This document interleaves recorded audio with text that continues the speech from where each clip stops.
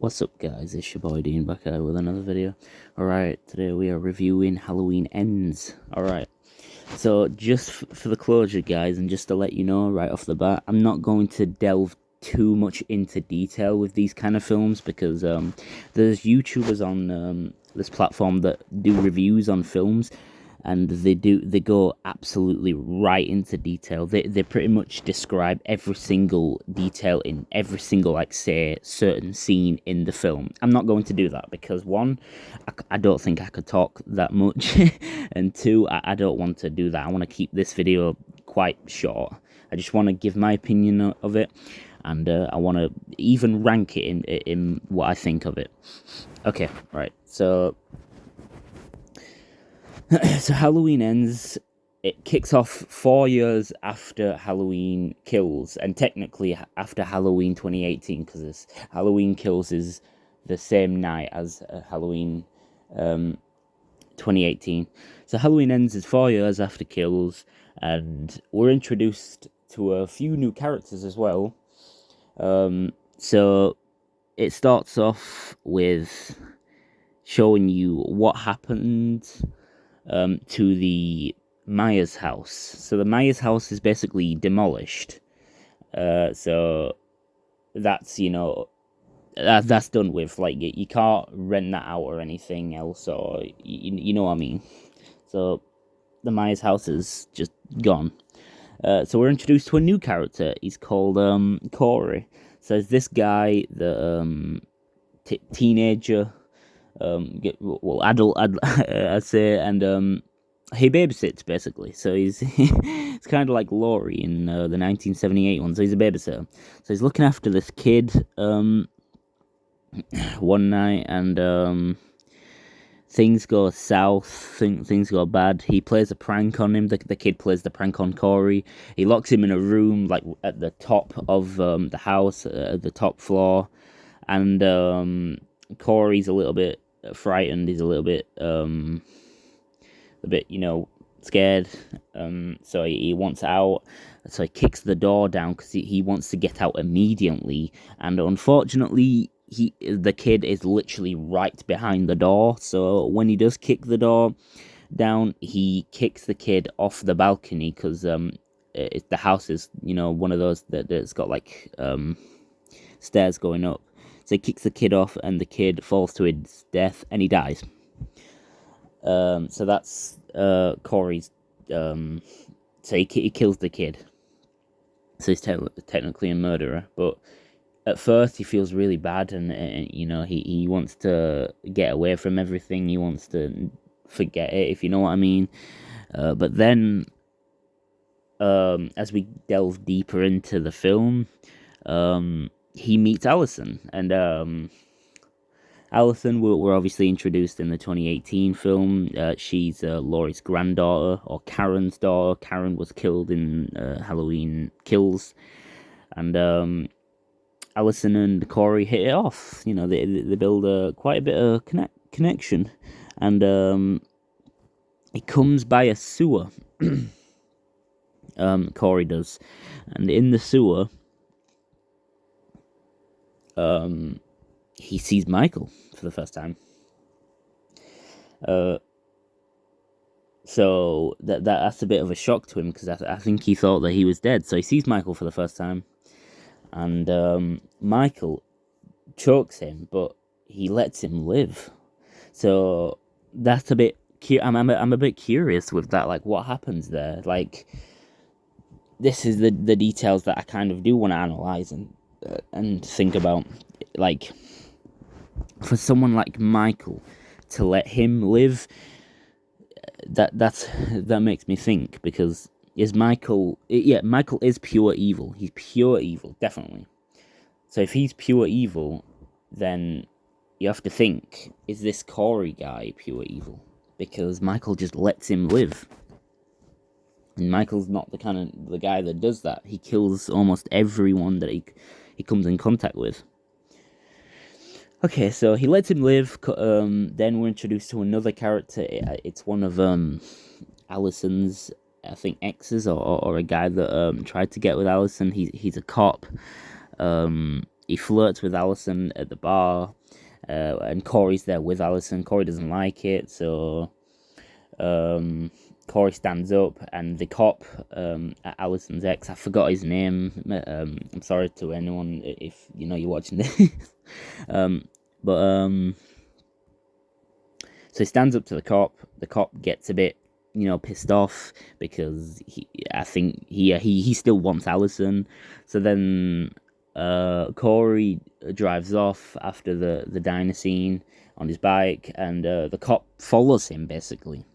And I think Corey knows that he's following him, and Corey leads him all the way to the sewers. So yeah.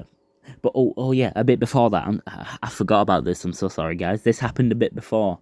After when Corey goes into the sewers for the first time, that's when Michael lets him live. So he crawls out. He's in a bit of shock. Corey, he's like, "What just happened? Why did you let me live?" Or he's in shock. He's questioning himself. What happened? So after he comes out of it, or crawls out of it. An old guy pins him up against the wall, right next to obviously the sewers, and he tells him that you shouldn't go in there. And he also says, "Why did he let you live?" So I'm gonna guess the old man might have come into contact with Michael as well, or if not come into contact, he might have seen him definitely in the sewers. So the old man was questioning him, like, why did he let him live? He's questioning him. And he pulls out a knife, a little switchblade looking kind of thing, and he points it towards Corey. It's looking like he's acting a little bit crazy. So Corey defends himself, but I think he might have took it a bit too far. If you ask me, Corey, and he took it too far, and he got the knife and he stabbed him. He stabbed the old guy that was pinning him up. I don't think the old guy would have actually killed him. I don't think he would have. I think he might have just threatened him. And even if he was going to kill him, he was an old man at the end of the day. I know technically Michael is an old man as well, but Michael's built different. So Corey could have disarmed him. He could have done everything in power to stop this, I think. But Corey kills him. Corey takes the switchblade and stabs him. And that's his second kill then. Because his first one was being the kid, and his second one being the old man. So after that, he hides the body in a nearby tent, and that's where we come up to the diner, the cop. That's what I've just mentioned. I didn't realise that the old man was a bit before this scene, so I'm sorry about that, guys. So yeah, he leads the cop all the way to the sewers, and he's standing in the shadows, Corey, and the cop just looks around, and then he's with his flashlight, and then he points the flashlight towards the shadows, and boom, there we see Corey, and he's got a smirk to him. He's got an evil kind of face to him, the kind of face that Michael had. So maybe there's something in Corey that was in Michael. So yeah, so he points the flashlight around, and boom, that's where you see Corey. But then out of nowhere, Michael comes in, and then he strikes the cop. Corey helps Michael, and he gets the cop down, and that's where Michael gets his knife from, and he starts stabbing him. And Corey asks Michael to show him, how to do it, how to kill, how to be like him, basically. So as Corey's holding the cop down, Michael just repeatedly stabs the cop, and that's the end of the cop. Allison's ex. So he's dead. So technically, even though Michael was the one that was doing the stabbing, I'd class that as Corey's third kill. So this deep in, he's got to be feeling something. He's gone, if you know what I mean. He's chose a dark path. So my question is to the producers to this film, and what were they thinking? Michael is pure evil. There is no question about it. He is pure evil. Why the hell, though, did he let Corey live? That's what I want to know. I think to that, either Corey is pure evil too. So them two, they've got something together. But like Corey's dad explains to him, or his mom, I think it is. I forgot who. Sorry guys. Explains to him. I think it's his dad, or it's one of his mates. I forgot. Explains that growing up, Corey was a good kid. You know, he was a good kid. He did what he was told. He was a good kid. But so was Michael. All the way up until 6 years old, Michael was a good kid as well. You know, didn't do anything too mischievous. So maybe Corey is pure evil, just like Michael. That's why Michael didn't kill him. That's my theory. Or the other theory is Michael, you can tell in this Halloween Ends, Michael is worn down. He's nearing the end. He's worn down. Now, after the third kill, I think they go on another kill. They do another kill. We're introduced to this another character. It's a person who works with Allison, because Allison's got a job now. She's a nurse, or she works in the hospital kind of thing. Now they give the promotion, because Allison was meant to get a promotion. They give the promotion to one of her co-workers, and it's one that Allison doesn't like, and she doesn't like Allison either. So they give the promotion to her. Allison's pissed about it, and then the girl, I forgot her name. I don't even know if they actually introduced her as the name, but it's Allison's co-worker basically. So she goes to the boss's house, Allison's boss, the head nurse, because they work together. She goes to his house because they've got a thing going, if you know what I mean. They're together, I think, or they're just having some fun, if you know what I mean. So she goes to his house. That they're having some fun. And that's where we see that Corey is wearing a mask now for this next kill. It's not Michael's mask, but Michael helps him kill yet again these two people. He helps him kill the nurse that Allison hates, the woman that got the promotion, and the guy, the head nurse. So Michael killed the woman, and Corey killed the guy. So that's Corey's fourth kill, I believe, and Michael killed the woman. But yeah, back to my point. We can tell in this film that Michael is worn down. He's tired, but he's not fully given up just yet. But he's worn down. So after Corey's fourth kill, I believe, yeah, it's after his fourth kill, Corey gets quite greedy. I think it's after his fourth kill. I could be wrong, but I'm sorry if I am, guys. But after his fourth kill, Corey gets a bit greedy. So after Michael goes back to the sewers, because he goes back to the sewers after helping Corey do his fourth kill and kill the woman. I think Michael goes back to the sewers, and Corey gets greedy with this. That's what I think. Corey's fully turned to the dark side at this point, and he's gone overboard. I think he's getting even more greedy at this point. So he goes all the way to the sewers, and Michael's there in the shadows. And Michael knows Corey's coming, and Corey literally goes right up to Michael and starts tussling with him. They have like a little dispute, a little fight. It's not, I don't think, a full-on fight, but it kind of was. But they have a full-on dispute and a fight, and they tussle with each other, and Michael surprisingly loses that tussle. I don't know if he was even trying, but he's worn down, so I don't blame him for losing, but he's worn down, and they have a dispute, and Corey actually steals Michael's mask at this point.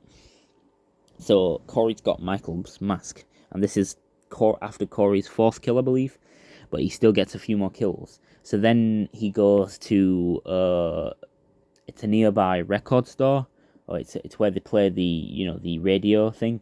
It's I forgot his name, but that's Corey's fifth kill. So he kills him, the guy who's playing like the radio, the guy who's doing the daily music things. That's Corey's fifth kill, I believe. So he kills him, Corey, and he also kills some more people at a scrapyard. Some people that were previously bullying Corey after his first kill. But I think this was before his second and third kill, I think. Because they found out about the first kill that Corey did with the kid, and they were bullying Corey for this. So Corey lured them to a scrapyard, because he worked at a scrapyard, Corey. So he lures them all to a scrapyard, and he kills all of them. everyone. He kills I think it's about 5 people that were there. So he kills all the people that were bullying him. So that's like about 4 or 5 kills. So at this point, Corey's got about 10 kills, maybe a little bit less. And he also kills his mom and his dad, which is sad. So he kills his mom and his dad, and at this point, he goes back to the house where Laurie lives, and he's about to kill Laurie, and Laurie calls up a suicide. So she reports a suicide. Obviously, it was going to be herself, but she actually lures Corey into a trap. Because I think at this point, Laurie might have heard Corey come in the door, and so she reports the suicide, or she just lured him in because she knew that Corey was going to come for her.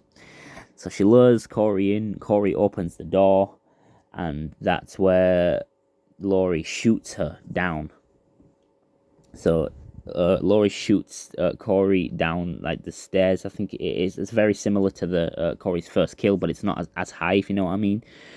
So Corey's just there on the floor. He's injured, and that's where they're having a dispute, a little conversation, because Laurie doesn't want to let Corey anywhere near Allison, knowing what he's like, but Allison doesn't fully know what Corey is, because Allison is happy with Corey. But Corey's like, well, if I can't have her, no one can. So he actually gets the knife and he sticks it in himself. He sticks it in his own neck. He kills himself to make it look like Laurie killed him. And that's where Allison comes in, and it worked. Allison was mad at Laurie, and Corey's dead there, and that's it. That's it for that little section of the film. So she's crying and she's screaming because she thinks Laurie killed him. And after when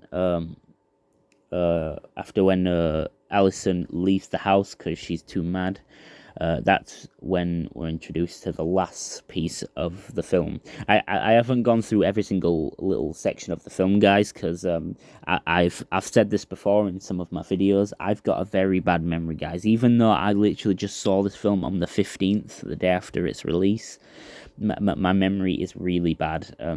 Unless something is literally stuck into my mind, like, say, for example, films like The Joker or Avengers Endgame. I've watched them films multiple times, so I can remember almost every scene in those films, but I've only watched this Halloween Ends one time, so it's not stuck into my mind, so I forgot every, things in it, but it's still a great film.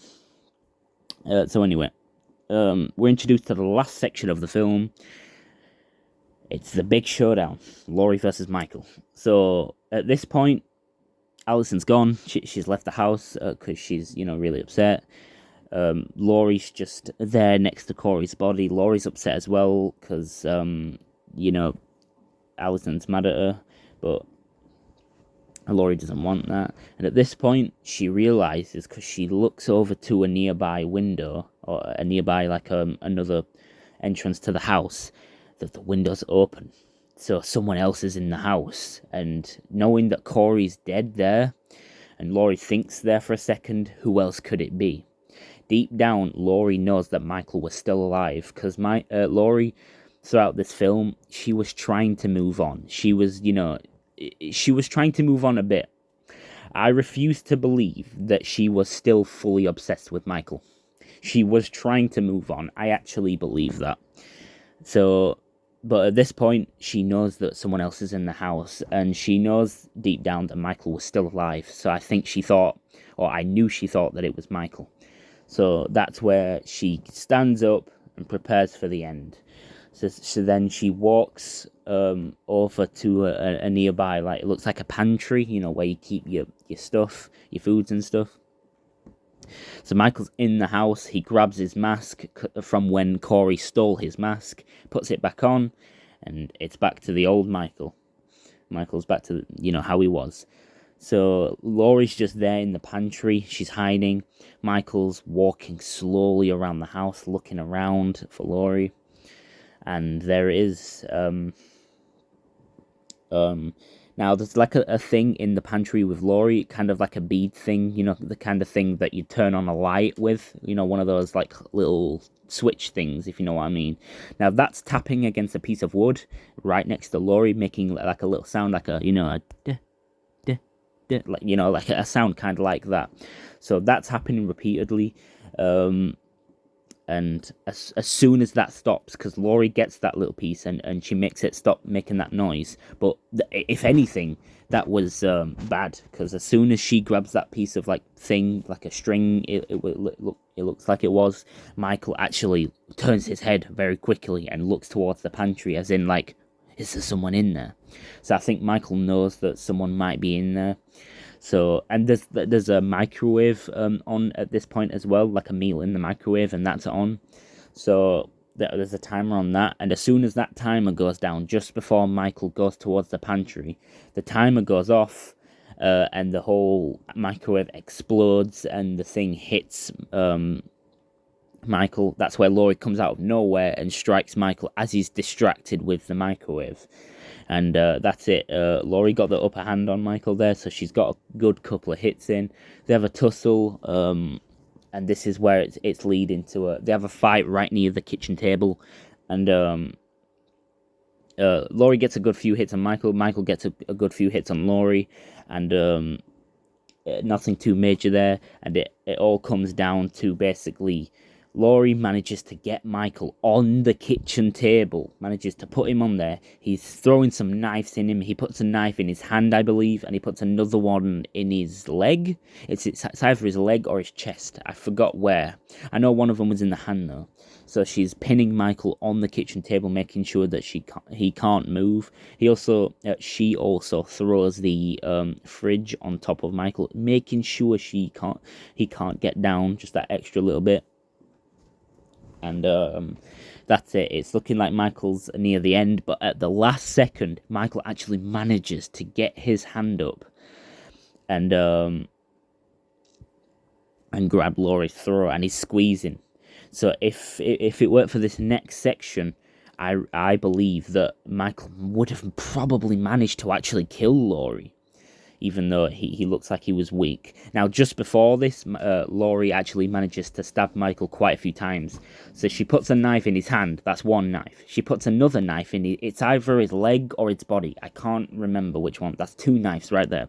She also manages to stab him in his neck. So that's three knives. And she also cuts his neck, like slices it, so he's bleeding out there.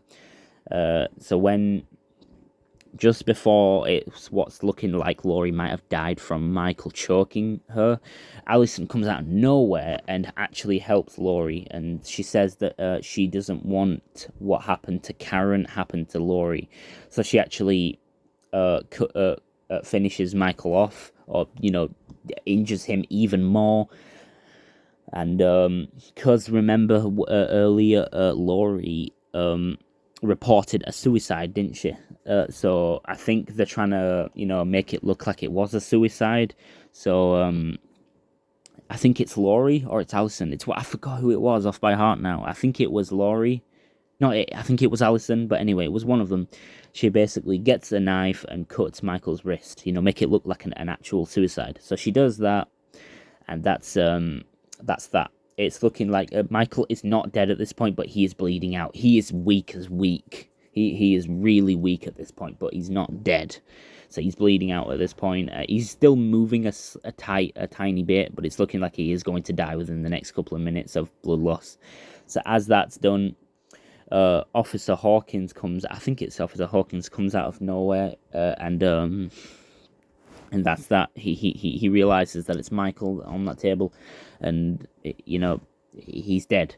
But to make sure that he would stay dead, this is the part of film that I actually really like, and I'm glad that they did this. And I think it's a creative little thing. So they actually get Michael. They tie Michael on top of a car. I think it's Laurie's car. It's either Laurie's or Allison's car. I think it's Allison's actually. And they take him to the nearby grinder. Do you know one of those grinder things? One of those big metal things that I think are built to destroy metal parts, like bikes and stuff, just, scrapyard things. So they take Michael and they turn the grinder on. This is pretty much the whole of Haddonfield that is surrounded by this grinder, because they know that it's Michael and they want to make sure that Michael dies tonight, aka Evil dies tonight. So they get Michael into the grinder and that's it. They turn on the grinder and he grinds down into nothing. So at this point, we're at the end of the film, and that's it. Michael is purely dead now. He is dead as dead. It's finished. The whole franchise, after 44 years, has come to an end. Michael Myers is actually dead for once. He's dead.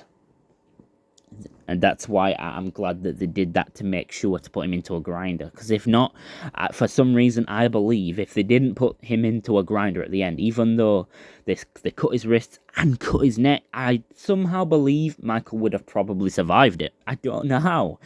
Michael's gone through so much over these past 44 years in films that even if he took a cut to the wrists and a cut to the throat, he would have probably, there's no guarantee, and maybe he might have not have, but I feel like he might have actually survived it somehow. So he takes that, so they made sure he was going to die, so they chucked him into the grinder, and that's it. Pretty much the credits roll after that little bit. So that's oh no, they don't actually, sorry. They made sure that he died by chucking him into the grinder. And then after that scene, it's just a scene with Laurie writing, because she writes books now, or writes pages into a laptop, so she's writing about Michael basically as well, that she can finally move on, and etc. So at this point, yeah, Michael's dead, everyone's moving on, and that's it. Now, I obviously haven't mentioned every single scene in the entire film, because there's certain things that I actually don't remember, and I'm so sorry, guys.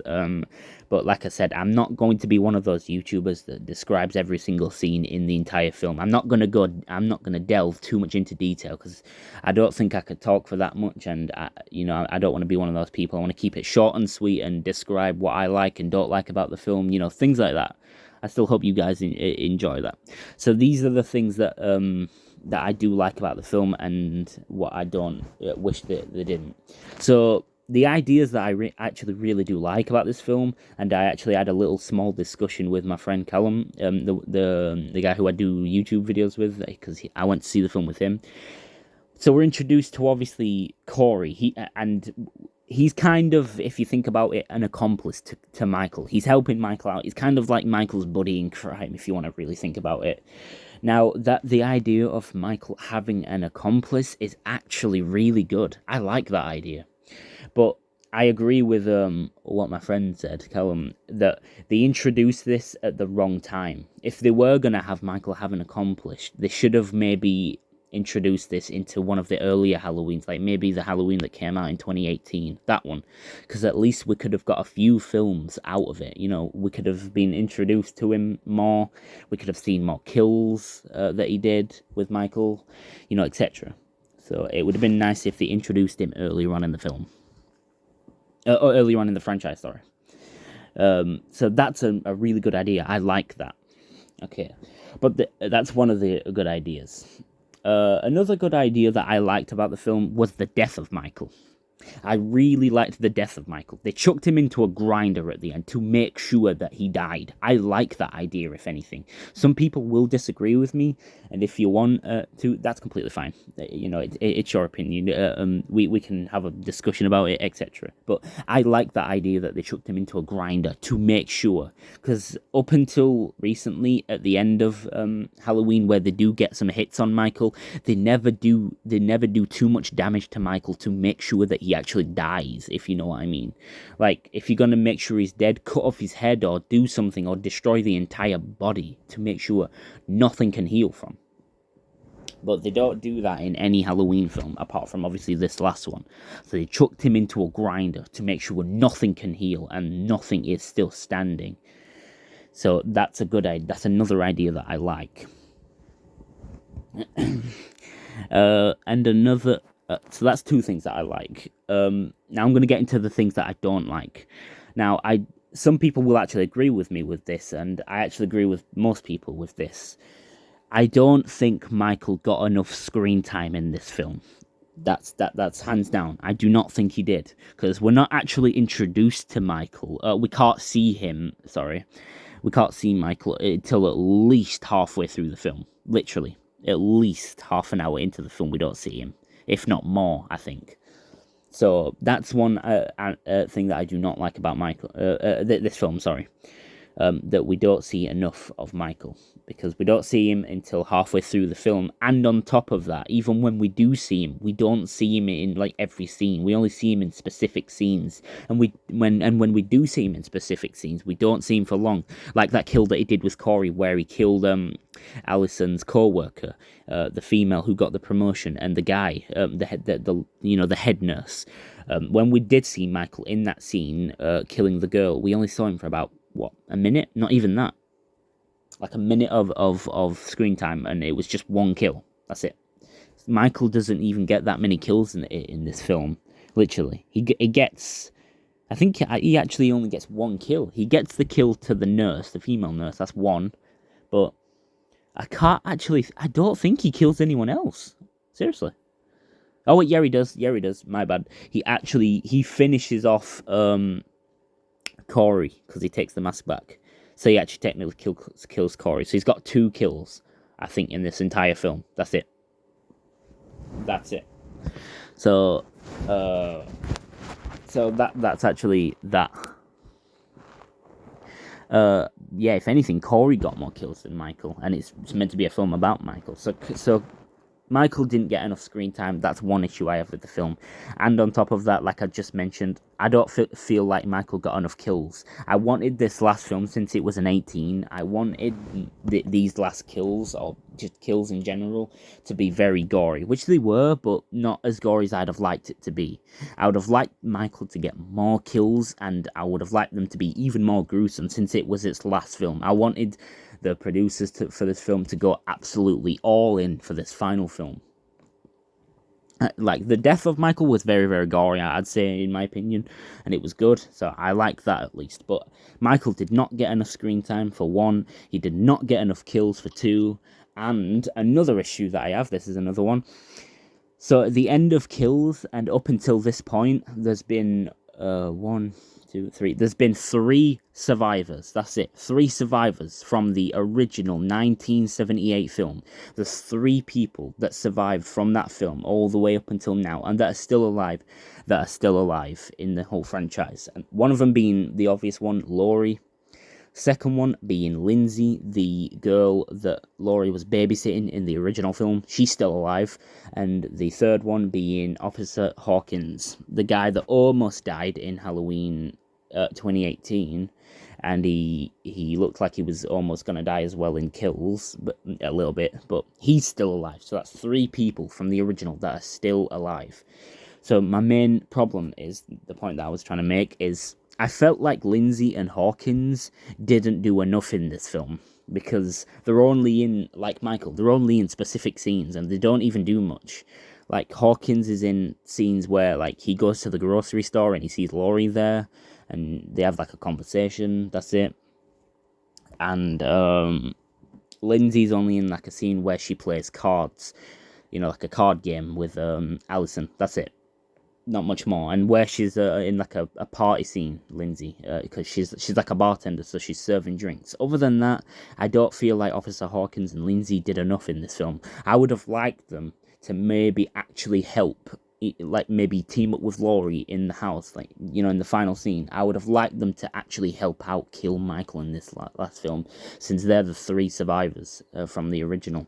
I'd have liked that to happen, so I don't think they got enough screen time as well, just like Michael. And I don't think they helped out enough.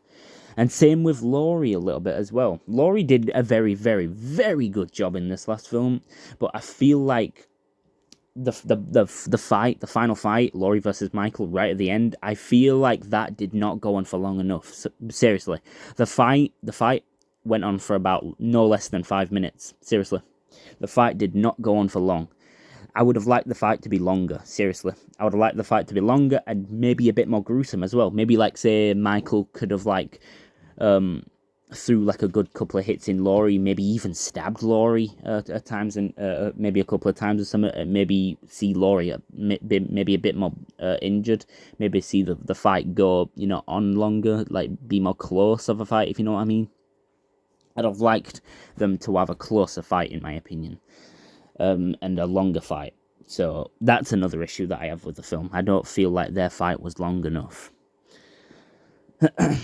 And I think that's it, yeah. If anything, I've got more things that's wrong with the film than things that are good with the film, in my opinion. But overall, the film was a really good film. Like, I'm not gonna hate on it completely. I still really enjoyed it. Like, some people that are watching this, you might not have liked it. There are quite a lot of people that are disappointed with this film, and in some ways, I will agree with you. Like the points that I've made, where the fight was not long enough, Michael did not get enough screen time, not enough kills, etc. On those points, I will agree with you. Yeah, like those points are still stand, and it could have been better, but it is what it is, isn't it? At the end of the day, Michael is dead, and I'm actually glad with that he's dead, because the franchise is dead. If anything, I'm glad that he's dead. I didn't want him to live, since this was his final film, and because of the franchise has gone on for almost half a century, if you think about it. 44 years in the making. So if anything, I'm glad Michael's dead. Michael is my favourite horror movie villain of all time, and he always will be. I just love Michael. That was one of the first horror movies that I ever watched, and I just fell in love with that horror movie villain as a character. He's just really good. So I love Michael as a character, but I'm glad he died, only because I would have liked to see him die, and like I did, I got to see him die, so that's good. But yeah, I'm glad that they killed him off, because I would have liked the franchise to end, even though I'm a massive fan of the franchise. So yeah, that's it, guys. Honestly, I'm not gonna delve too much into detail. I'm just gonna, like I said, say what I think about the film, and specific points. But out of 10, what would I rate this film? I'd honestly give it a solid 7.5. A solid 7.5. It's good. I would say that it's better than Halloween 2018, in my opinion. A lot of people would probably disagree with me, and if you did, then you know what, fair enough. I'd say that it's better than Halloween 2018, but probably not better than Halloween Kills. I'd say Halloween Kills is probably a bit better than Halloween Ends. But my favourite Halloween still has to be the original 1978. Nothing can top that. Alright, so that's it. Yeah. So if you're watching this, if you've got some theories, or if you've got some questions about the film, or if whatever you think of the film, let me know in the comments. I'd love to hear your opinions, guys, on what you thought of the film, or if you haven't watched it, what you're expecting, etc., etc. But yeah, I'd give the film a solid 7.5. It's better than the 2018 Halloween, in my opinion, but it's not better than Halloween Kills.